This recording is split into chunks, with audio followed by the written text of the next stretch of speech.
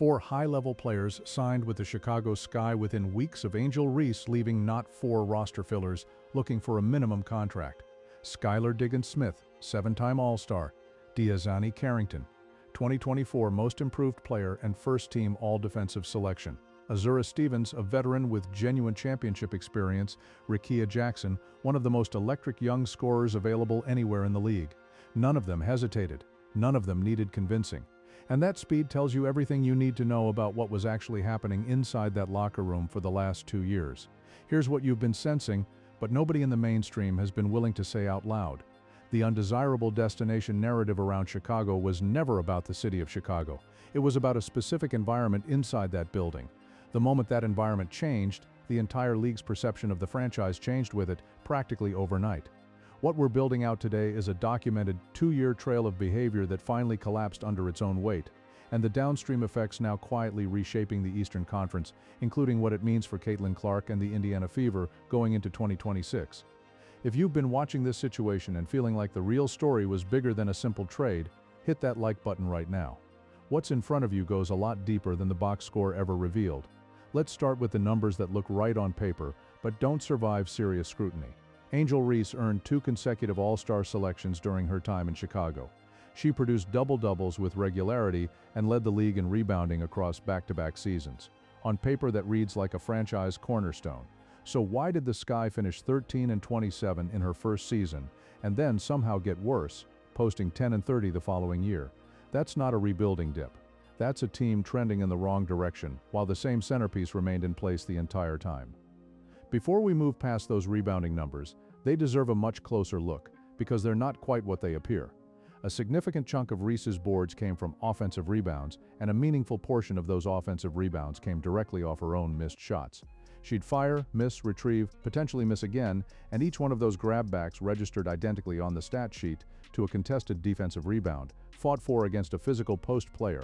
That's high-volume activity dressed up as production, and across 2 full seasons, it never moved the win column a single meaningful step forward. The on-court picture was concerning enough on its own, but the moment that finally cracked the situation open happened away from the hardwood, and it happened early enough in Reese's tenure that the pattern was visible long before the front office formally acted on it. Courtney Vandersloot came to Chicago as one of the most decorated veterans in the franchise's history, a 2-time WNBA champion, 5-time All-Star, and 2-time first-team All-WNBA selection. She left the New York Liberty, a franchise that was legitimately competing for another championship, specifically to help Chicago stabilize and rebuild. That kind of sacrifice carries enormous credibility inside a locker room. When Vandersloot got hurt and was working through recovery, Reese reportedly called her old and washed up and didn't keep that assessment quiet. The characterization got back to the team. Fast, Vandersloot is the type of player teammates run through walls for the kind of veteran whose reputation shapes how every other player in the building carries themselves. You can picture exactly how that landed. Kamilla Cardoso's situation was even more revealing, precisely because of who Cardoso is as a person. She's not a dramatic personality, she doesn't manufacture conflict or court tension. Cardoso arrives, works within a system, and lets the basketball do the talking. But during a team situation that directly involved Reese, Cardoso physically walked out of the room. This wasn't a subtle disagreement that got smoothed over before the next morning's shoot-around. This was the player Chicago was genuinely building its future around. The centerpiece the organization saw as its legitimate long-term foundation, reaching a point where staying in that room was something she refused to do. It takes a very specific kind of environment to push a player like that to that specific decision. Then came the suspension. Franchises don't reach that decision quickly or casually. A suspension is what happens after the front office has already worked through every quieter option available. The private conversations, the warnings, the interventions, the redirections, and none of it produced any lasting change. By the time a team suspends a player, the situation has typically been deteriorating for an extended period. The organization has simply exhausted its willingness to keep managing it internally. What made the pattern so destructive was its consistency across time. This wasn't one difficult week that got blown out of proportion, or one ugly incident that teams occasionally absorb and move past. The behavior followed the same arc across 2 complete seasons, and eventually Reese's own teammates confirmed it publicly. They called her a locker room cancer. That phrase doesn't surface in professional sports unless the damage was real, and it ran deep. Players protect each other by default. They close ranks, handle internal conflict behind closed doors, and present a unified face publicly. When that code breaks, when players go on record with language that specific, it means the situation was affecting how they prepared professionally, how they performed mentally, and how they felt walking into that building every single day they reported for work. The Chicago front office watched win totals drop, while simultaneously watching the locker room quietly fracture from the inside. They could see both things happening at once. The stat sheet said Reese was producing. The locker room said she was the problem at some point. Those two facts couldn't coexist in the same building anymore, and the organization started calculating what it would cost to end the situation against what it would cost to continue managing it. After her second consecutive playoff miss, Reese went on record with language that essentially accelerated the front office's timeline. She told the Chicago Tribune she wasn't settling for the same outcomes, that acquiring better, great players was non-negotiable. The team heard that statement, looked at 2 years of losses, and quietly started building their own non-negotiable list, one that didn't have her name at the top of it. The WNBA's financial structure adds important context to everything that followed. The league operates on a compressed salary scale compared to the NBA, which means franchise decisions carry proportionally heavier consequences.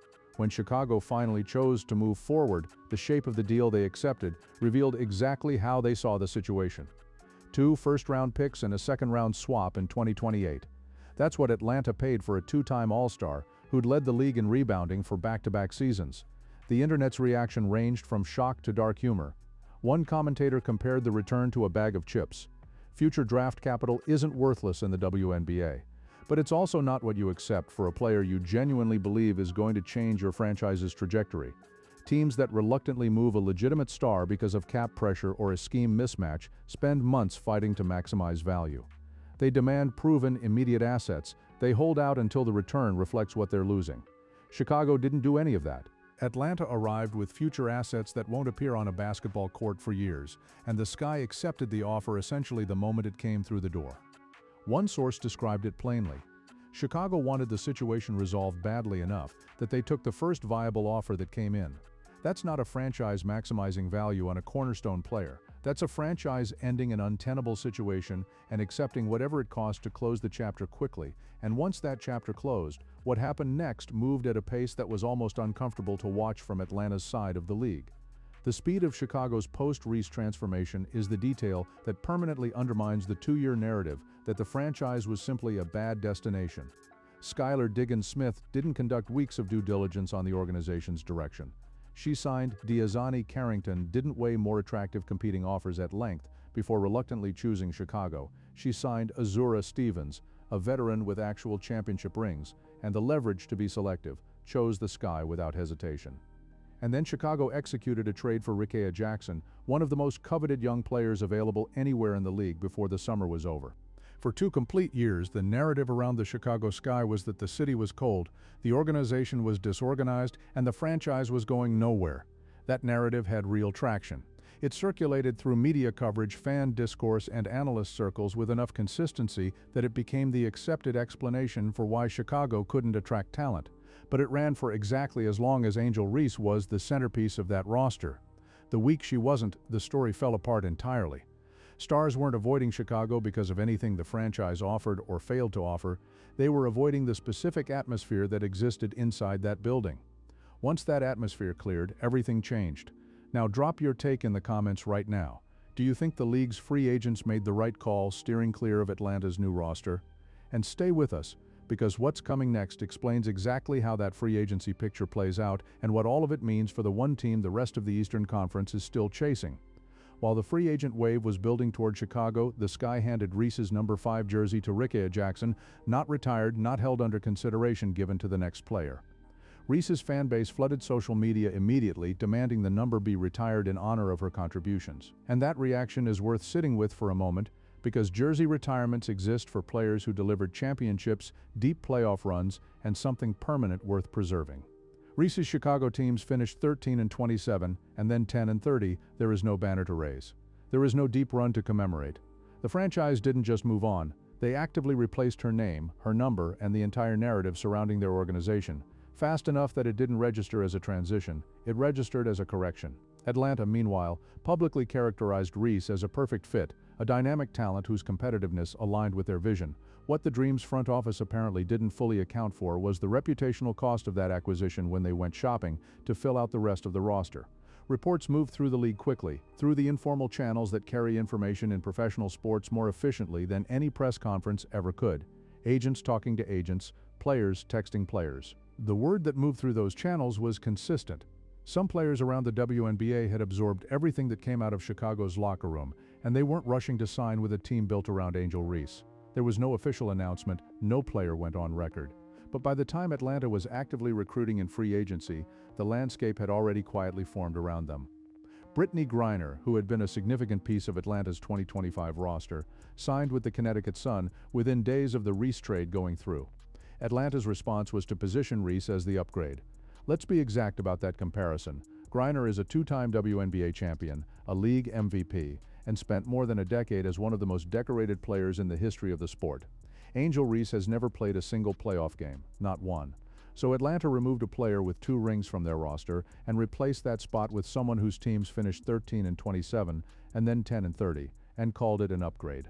Atlanta's talent level outside of that specific question isn't without real merit. Allisha Gray finished 4th in MVP voting in 2025, a legitimate star-level performer. Ryan Howard is one of the more complete perimeter players in the league, capable of creating her own shot and spacing the floor efficiently. The individual pieces have value. The concern isn't the names on the roster, it's whether Reese's documented patterns, the stat prioritization, the interpersonal friction she carried through 2 Chicago seasons, start eroding the chemistry of a team that was already competitive when it functioned together, because the dream went 30-14 during the 2025 regular season before the postseason completely unraveled. If this level of investigation into what's actually reshaping the WNBA's power structure is what keeps you coming back, consider joining the channel as a member.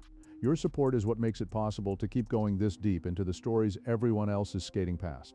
Here's the part of Atlanta's roster math that makes it especially uncomfortable to look at directly.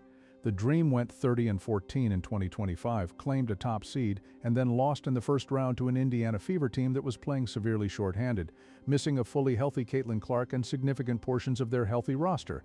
That was the version of the Fever that knocked Atlanta out. And the Dream's plan for 2026 is to run back essentially the same core that lost that series, minus Griner plus Reese, against a conference that is now getting measurably more competitive at speed. If you're seeing the full picture of what this offseason means for the Eastern Conference race, share this breakdown, subscribe and hit the notification bell if you haven't already, because what follows next is where this entire situation leads. Which brings us to the most important dimension of everything we've been building here, what this entire reshuffled landscape actually means for Caitlin Clark and the Indiana Fever going into 2026. Chicago is rebuilding with genuine intelligence and a speed that should concern every franchise in the conference. Atlanta has placed their bet. Multiple Eastern Conference teams are retooling in meaningful ways. On paper, Indiana's path through the playoff bracket is legitimately more contested heading into next season, but none of those retooled rosters have Caitlin Clark. And that's not a small caveat to bury in a footnote. Clark arrived in Indiana when the Fever owned the single worst record in the entire WNBA. In her first season, she turned that franchise into a playoff team. She did it with her teammates, not at their expense or over their objections. Consider what Clark actually does to a defense in operational terms. She pulls defenders completely out of position from 30 feet away, which means Aaliyah Boston is working against single coverage in the post, without a double team collapsing toward her before she catches the ball. Kelsey Mitchell finds running room in transition because defenses are already tilting toward Clark before the outlet pass is thrown. Lexi Hull and Sophie Cunningham receive the ball in open catch and shoot positions on the perimeter instead of fighting through defensive traffic, because Clark's gravity on the floor is forcing the defense into impossible choices before the ball even moves. The entire offense breathes differently with Clark directing it. That's not something you can replicate by signing a group of veterans in the offseason, no matter how talented those veterans are. That's 2 years of accumulated trust, chemistry, and a player the rest of the league has spent those same 2 years failing to develop a coherent answer for. While Reese spent 2 full seasons keeping Chicago locked in reconstruction mode, Indiana used those 2 years to build something real, something with a functioning foundation, a coherent identity, and a star who makes everyone around her measurably better. Atlanta and Chicago are only now beginning to close the gap that already existed. They're chasing something the Fever built while everyone else was still arguing about locker room problems. The irony that keeps circulating across social media is also the most accurate read of this entire situation. The players Reese publicly demanded Chicago go out and get, the great players, the non-negotiable upgrade she called for after Season 2, the Sky actually went and acquired all of them: Skylar Diggins-Smith, Diezani Carrington, Azura Stevens, Rickea Jackson, 4 high-level acquisitions, all signed or traded to Chicago in the weeks immediately following the Reese trade. The upgrade she called non-negotiable happened the moment she was no longer part of the equation. Here's where the contrast between these two careers becomes impossible to look past. Angel Reese led the league in rebounding for 2 consecutive seasons, made 2 All-Star rosters, and left a franchise that handed her jersey number to someone else within weeks of finalizing the trade. Caitlin Clark walked into the worst team in the league, turned them into playoff winners before her first season ended, and did it by making the players around her better, not by accumulating individual statistics at the expense of the people she shared the floor with.